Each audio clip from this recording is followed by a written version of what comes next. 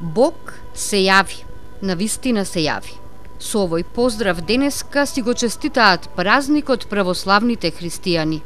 На Богојавление Водици, на денот кога според христијанското предание Свети Јован Крстител го крстил Исус Христос во реката Јордан.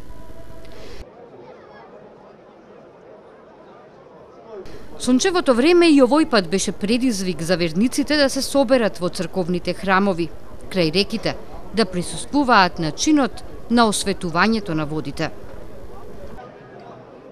Во Тетово, големиот водосвет се одржа во соборниот храм Свети Кирил и Методи. Митрополитот Кирил ја отслужи светата архиерейска литургија и го најави фрлањето на крстот. Богојавлеци се благослов да не следи во сите денови на нашиот живот.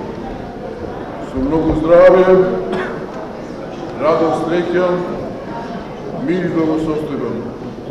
Да ни биде среќна, благословена и берекетна новата 2013 година.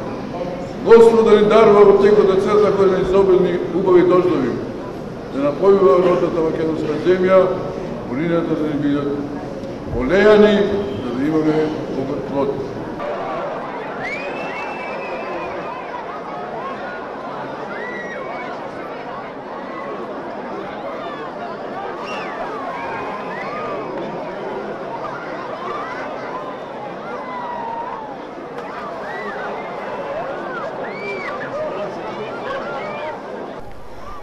Организатори на годинешнава манифестација беа жителите од Тумба Дол. Зоран Ѓорѓевски со синовите Дарко и Далибор беа најхрабрите. 26 годишниот Дарко најсреќен. Осветениот крст се најде во неговите раце. Оваа година ми е прв пат што се фрлям за крстот. Многу сум среќен што го фатив. Им посакувам многу среќа, радост и све најубаво на мојата фамилија и на свите што беа со нас. Им благодарам на сите што ни помогна, на спонзори. Постариот најверојатно дека ќе му донесе среќа да се ожени. Амин, Господи. Дај Боже да биде така.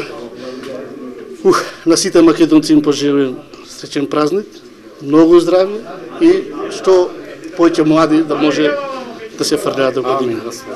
Секому здраве и мир у Македонија нека биде, да секому посакуваме вака. Ова е нешто на светото, нека ни е денешна помош. Бог се јави, на вистина се јави.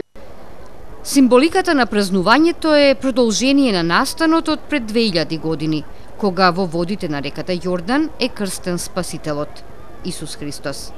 Празникот Богојавление Водици во себе ги собира сите богојавленија од почетокот на светот. Големиот водосвет е символ на обновувањето на нашата природа и на целиот космос преку вода и дух.